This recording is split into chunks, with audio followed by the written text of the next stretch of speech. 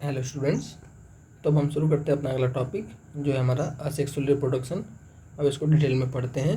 तो हमने अभी तक पढ़ा था कि the production of new organism from a single parent, मतलब इसमें सिंगल पेरेंट होते हैं without involvement of gametes, gametes का इन्वॉल्वमेंट नहीं होता है, उसे बोलते हैं असेक्सुअल रिप्रोडक्शन। ठीक है, इसका मेथड क्या है? इसका मेथड है कि certain body cells of parent organism undergo repeated mitotic divisions to form two or more new organism of the same kind. मतलब इसमें बॉडी जो होती है पेरेंट की, उसकी सेल्स के मतलब कुछ सेल्स उसके जो होते हैं उनमें माइटोटिक डिवीजन होता है। ठीक है, माइटोटिक डिवीजन मतलब होता है कि एक सेल से दो सेल बन जाना, सेम आइडेंटिकल सेल, जैसे ये सेल है वैसे दो और सेल बन जाना, उसे बोलते हैं माइटोटिक डिवीजन। ठीक है, to form two or more new organism, मतलब एक ऑर्गेनिज्म था, अब उससे दो या फिर उससे ज़्यादा ऑर्गेनिज्म बन जा रहे हैं सेम तरीके के। ठीक है, उसमें कोई चेंज नहीं आता है, तो ये इसका मेथड होता है। ठीक है, अब देखिए there are 6 different methods of asexual reproduction. Asexual reproduction के 6 अलग अलग मेथड हैं। पहला हो गया आपका फिजन, दूसरा आपका बडिंग, तीसरा आपका फ्रेगमेंटेशन, फिर होता है आपका स्पोर फॉर्मेशन, रीजनरेशन और वेजिटेटिव प्रोपागेशन। ठीक है, तो इन सब के बारे में एक एक करके हम डिटेल में पढ़ेंगे। सबसे पहले देखते हैं हमारा फिजन क्या होता है। ठीक है, फिजन क्या होता है? यूनिसेलुलर ऑर्गेनिज्म स्प्लिट्स और divides to form two or more new organism. मतलब यूनिसेलुलर ऑर्गेनिज्म होते हैं जिस एक सेल के ऑर्गेनिज्म जो होते हैं वो या तो टूट जाते हैं, स्प्लिट या फिर डिवाइड मतलब होता है टूट जाना, टू फॉर्म टू, दो या फिर दो से ज़्यादा नए ऑर्गेनिज्म बना देते हैं। ठीक है, इसका एग्जांपल क्या है? आपका अमीबा हो गया, पैरामीशियम हो गया, लिस्मेनिया हो गया, सारे प्रोटोजोआ होते हैं और बहुत सारे बैक्टीरिया भी ऐसे डिवीजन करते हैं। ठीक है, जो आपका फिजन जो आपका होता है वो दो तरीके का होता है। ठीक है, जो आपका फिजन होता है वो दो तरीके का होता है। एक होता है आपका बाइनरी फिजन और एक होता है आपका मल्टीपल फिजन। ठीक है, देखिए बाइनरी का मतलब होता है दो और मल्टीपल का मतलब होता है मेनी। ठीक है, तो आगे देखते हैं। जो आपका बाइनरी फिजन होता है इसमें क्या होता है कि जो आपका पेरेंट ऑर्गेनिज्म होता है वो स्प्लिट्स करता है, वो डिवाइड करता है, टूटता है टू न्यू ऑर्गेनिज्म। मतलब एक ऑर्गेनिज्म था आपके पास, वो डिवाइड करके दो नए ऑर्गेनिज्म में बदल गया। ठीक है, वो हो गया आपका बाइनरी फिजन। बाइनरी का मतलब होता है दो। ठीक, इसका एग्जांपल क्या है? इसका एग्जांपल है आपका अमीबा, पैरामीशियम, लिस्मानिया और बैक्टीरिया। ठीक है, ये हो गए इसके एग्जांपल आपके बाइनरी फिजन के। ठीक, देखिए अमीबा में कैसे होता है? ये आपका अमीबा है। ठीक है, ये आपका पेरेंट अमीबा है, पेरेंट। ठीक है, इसमें सबसे पहले होता है न्यूक्लियस का डिवीजन। इसके अंदर के मान लीजिए अमीबा के ये आपका वो हो गया साइटोप्लाज्म हो गया और ये हो गया आपका न्यूक्लियस हो गया। ठीक है, तो इसमें सबसे पहले न्यूक्लियस का डिवीजन होता है। ठीक है, देखिए न्यूक्लियस डिवाइड करना शुरू कर रहा है, डिवाइड करते करते न्यूक्लियस दो न्यूक्लियस में बट गया। ठीक है, अब इसके बाद इसके साइटोप्लाज्म का डिवीजन होता है। ये आपका अमीबा का हो गया साइटोप्लाज्म, ये सारा हिस्सा हो गया आपका साइटोप्लाज्म वाला। ठीक है, देखिए तो सबसे पहले न्यूक्लियस आपका डिवाइड हो गया था, इधर यहाँ तक न्यूक्लियस अब दो पार्ट में डिवाइड हो गया। अब यहाँ पे देखिए आपका साइटोप्लाज्म का डिवीजन हो गया, फिर यहाँ से अमीबा दो पार्ट में टूट जाता है। ठीक है, तो दो नए डॉटर अमीबा बन जाते हैं। ठीक है, दो नए डॉटर अमीबा यहाँ पे बन गए। अब ये ग्रो करेंगे, एडल्ट होंगे, दो प्रॉपर अमीबा बनेंगे।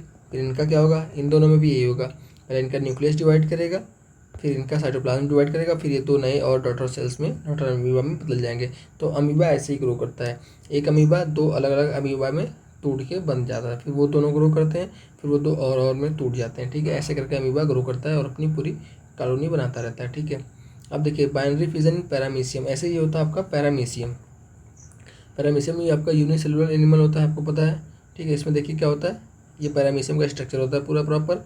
अब यहाँ से इसमें ओरल ग्रुप धीरे धीरे डिसअपियर होता है और नया ओरल ग्रुप फॉर्म होता है। ठीक है, दो, एक यहाँ पे एक था, ये हट जाता है, फिर दो नए ग्रुप फॉर्म होते हैं। फिर जो ग्रुप जहाँ से फॉर्म होता है उसके बीचों बीच से यहाँ से आपका ये पैरामीशियम दो पार्ट में टूट जाता है, फिर एक आपका एक अलग पैरामीशियम हो गया, या आपका अलग पैरामीशियम हो गया। मतलब इसी पैरामीशियम से दो नए पैरामीशियम बन गए। ठीक है, ऐसे आपको होता है बाइनरी फिजन लिस्मानिया। लिस्मानिया में देखिए लिस्मानिया का स्ट्रक्चर ये होता है, इसमें क्या होता है कि यहाँ से इसमें ग्रुप बनना शुरू होता है धीरे धीरे करके, और ऐसे ऐसे बनते बनते फिर ये दोनों उसके न्यूक्लियस दो पार्ट में डिवाइड हो रहे हैं यहाँ पे, और फिर अलग आपका यहाँ से कट के दो अलग अलग लिस्मानिया बन जाएगा। ठीक है, लिस्मानिया आपका जो होता है वो एक बीमारी कॉज करता है जिसे हम बोलते हैं काला आजार। ठीक है, अब देखिए मल्टीपल फिजन क्या होता है? मल्टीपल होता है मेनी। ठीक है, तो parent organism splits to form many new organism at the same time. मतलब एक ही टाइम पे पेरेंट ऑर्गेनिज्म से बहुत सारे नए ऑर्गेनिज्म बन जाते हैं, उसे बोलते हैं मल्टीपल फिजन। इसका एग्जांपल होता है आपका प्लाज्मोडियम। ठीक है, प्लाज्मोडियम में देखिए होता क्या है, ये आपकी प्लाज्मोडियम की सेल है।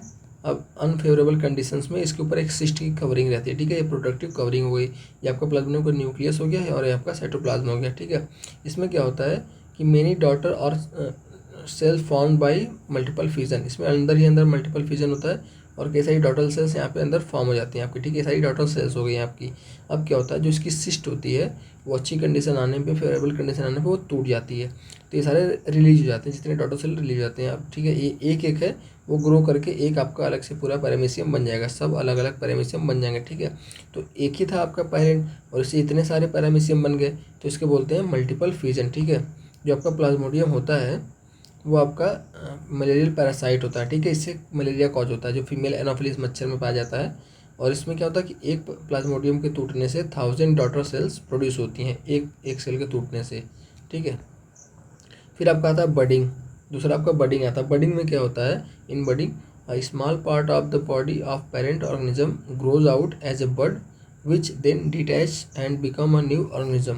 मतलब इसके बॉडी से ही जो पेरेंट बॉडी होता है उसी से स्मॉल आउटग्रोथ होता है, उसी से छोटा सा पार्ट निकलता है बड के फॉर्म में, और फिर बड वो टूट के अलग हो जाता है, डिटैच मतलब टूट के अलग हो जाना, and becomes a new organism, वो फिर वो नया ऑर्गेनिज्म बन जाता है, ठीक है। इसका एग्जांपल आपका हाइड्रा और ईस्ट, देखिए यहाँ पे हाइड्रा में देखते हैं बडिंग, ये देखिए ये पेरेंट हाइड्रा है, ठीक है।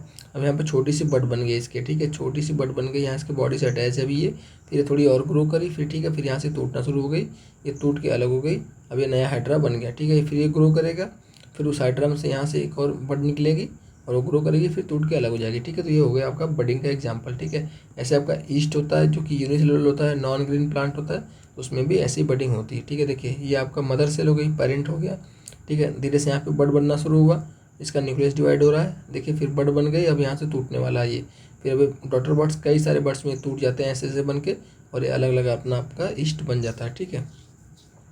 फिर देखते हैं स्पोर फॉर्मेशन। स्पोर क्या होता है, स्पोर क्या होता है, ये होता है माइक्रोस्कोपिक, मतलब बहुत ही छोटा होता है, माइक्रोस्कोपिक मतलब कि जो माइक्रोस्कोप से देखा जा सके, नेक्ड आई से न दिखे।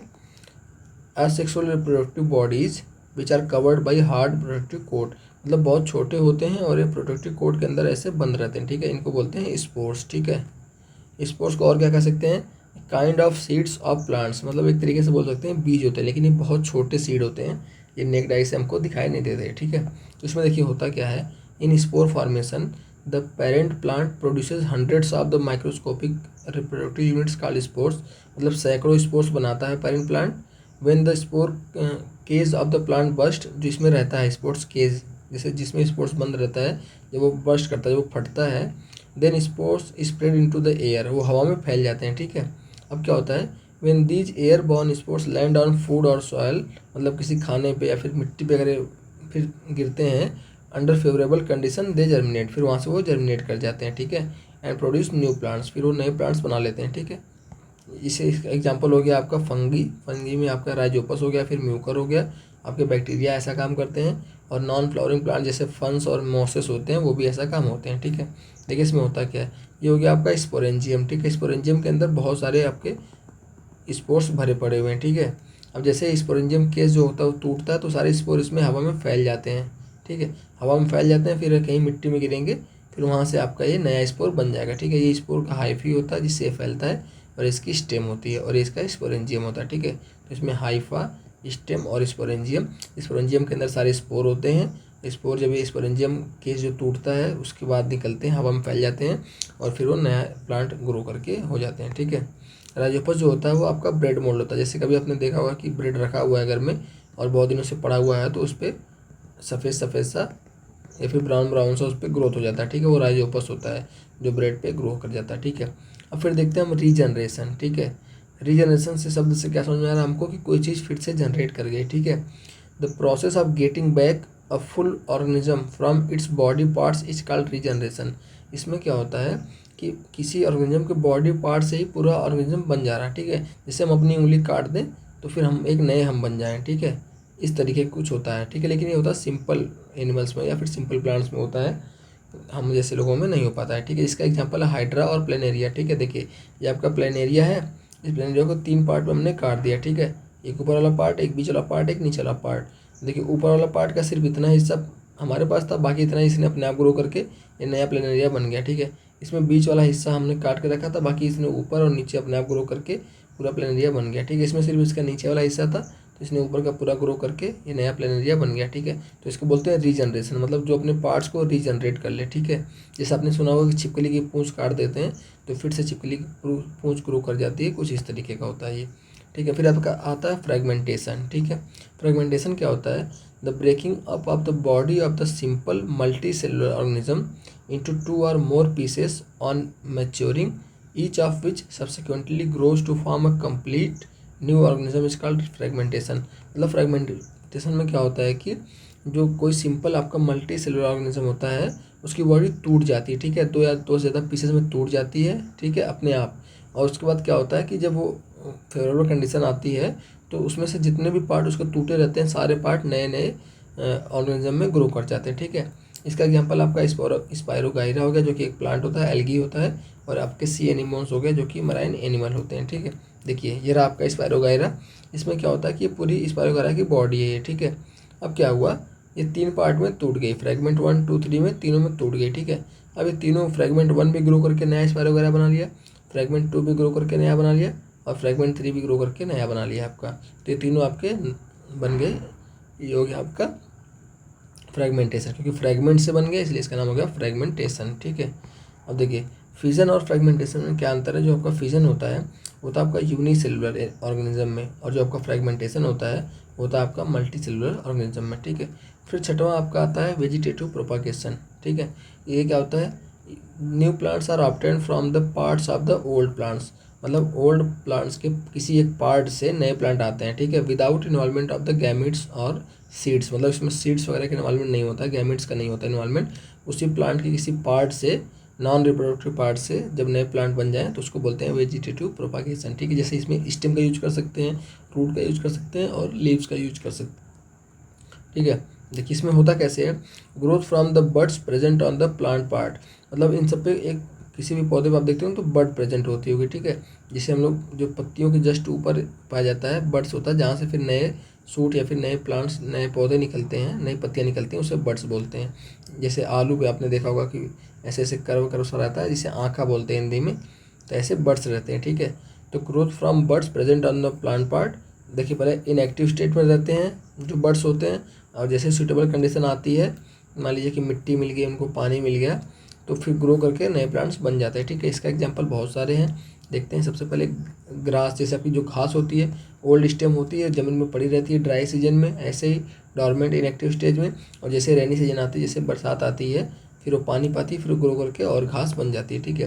जैसे आपका ब्रायोफिलम होता है, ब्रायोफिलम में क्या होता है कि इसमें लीव से ही नए फिर और आपके या फिर स्टेम से नए प्लांट्स बन जाते हैं, ठीक है। या कोई ग्रास हो गई, देखिए ग्रास की डंठल ऐसे ही पड़ी हुई थी, ठीक है, फिर और कंडीशन आई, बारिश वारिश मिली इसको, फिर ठीक है यहाँ फिर इसने नई नई ग्रास ग्रो हो गई, ठीक है।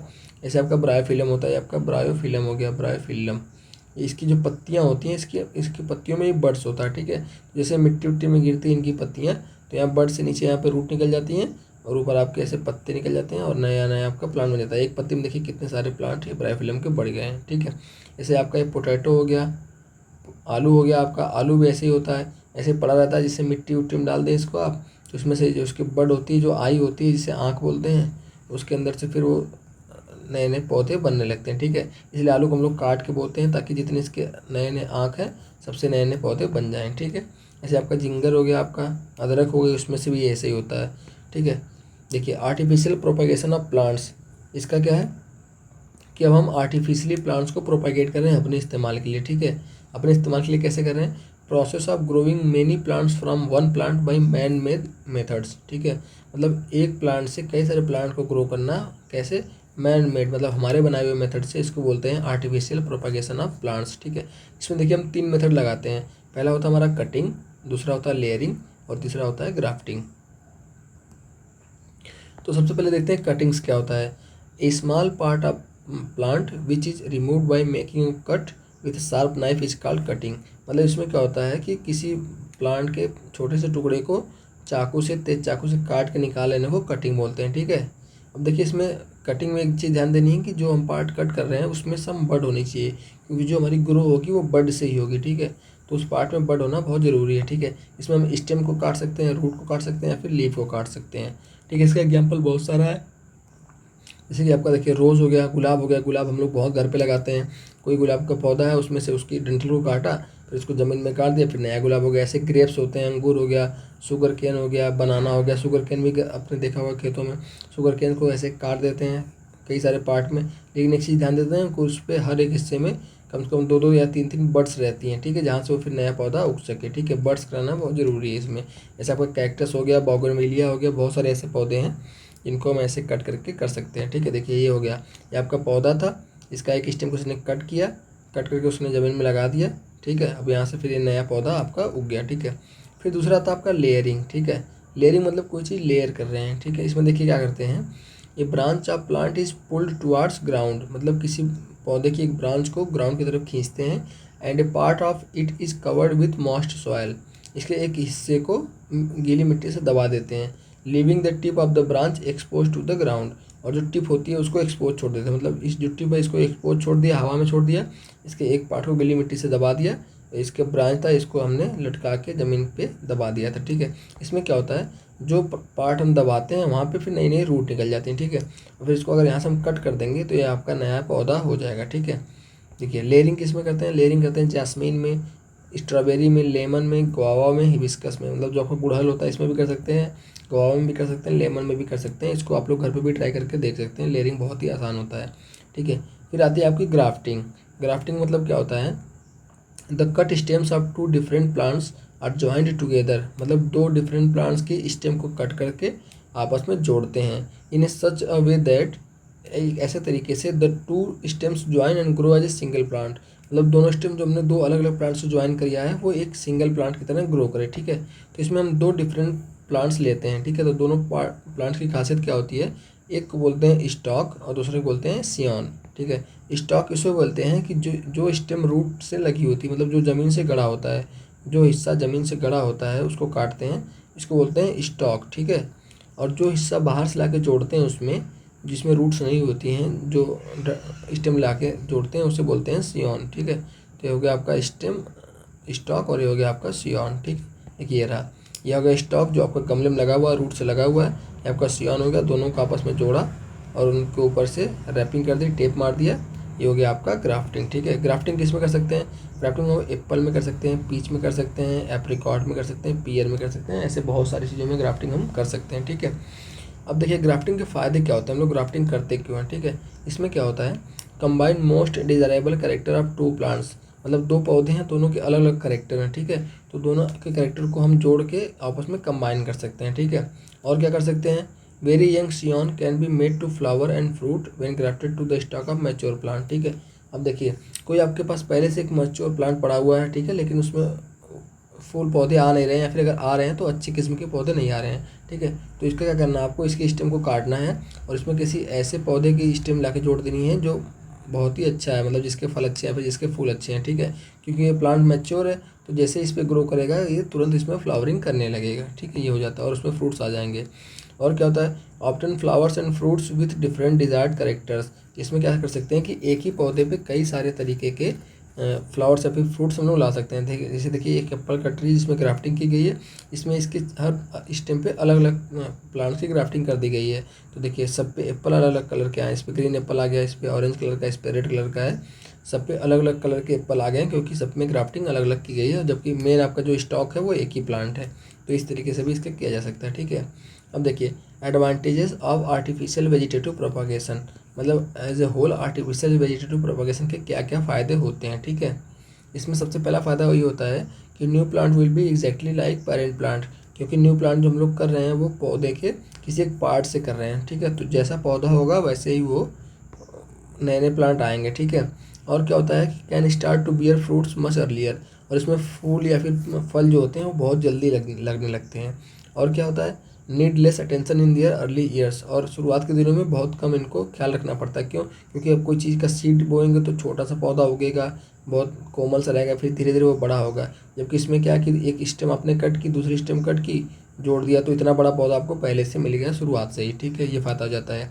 और क्या, many plant can be grown from just one parent plant, और एक ही पेरेंट प्लांट से कई सारे प्लांट को ग्रो किया जा सकता है। जैसे कि एक ही आलू को अगर हम 4 हिस्से में काट दें तो फिर उससे 4 आलू के पौधे आ जाएंगे, ठीक है। और क्या होता है, can get seedless plants by artificial propagation, और इससे सीडलेस प्लांट्स भी हम लोग पा सकते हैं, ठीक है। फिर हम देखते हैं अगला टॉपिक हमारा जो है टिश्यू कल्चर, ठीक है। टिश्यू कल्चर क्या होता है, एक एडवांस टेक्नोलॉजी है ये। इसमें क्या होता है, production of new plants from a small piece of plant tissue or cells remove from the growing tips of a plant in a suitable growth medium या फिर कल्चर सोल्यूशन।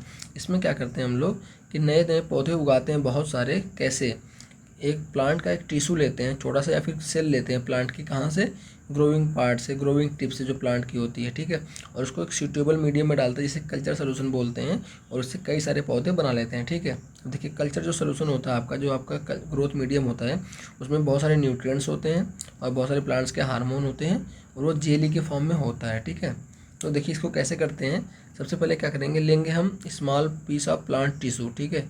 किसी प्लांट के ग्रोइंग टिप से ले लेंगे, जैसे मान लीजिए प्लांट का एकदम सबसे ऊपर वाला जो टिप होता है उससे थोड़ा सा हमने टिश्यू ले लिया, ठीक है। इतना सा थोड़ा सा पीस ऑफ टिश्यू ले लिया, ठीक है। उसको क्या किया, placed on A sterile jelly, एक ऐसी स्टेराइल जेली पर रखा जिसमें कुछ न्यूट्रिएंट्स थे और कुछ हार्मोन्स थे, ठीक है। अब क्या हो गया, इन हार्मोन्स की वजह से cells in the plant tissue divide rapidly. अब जो सेल्स होंगी वो बहुत सारी डिवाइड करेंगे, जैसे मान लीजिए छोटी सी सेल थी तो बहुत सारी सेल्स ऐसे ऐसे बन जाएंगे, ठीक है। अब क्या होगा, जब सेल्स बनने लगेंगी बहुत सारी, form A shapeless lump of mass called callus. तो एक शेपलेस लंप मतलब ऐसे मान लीजिए बहुत सारी सेल्स आपस में इकट्ठा हो जाएंगी, कोई उसका शेप नहीं होगा, बस इसमें सेल्स ही सेल्स बहुत सारी पड़ी हुई हैं, ठीक है। बहुत सारी सेल्स इसमें पड़ी हुई हैं, तो इसको बोल दिया हमने कैलस, ये आपका कैलस बन गया, ठीक है।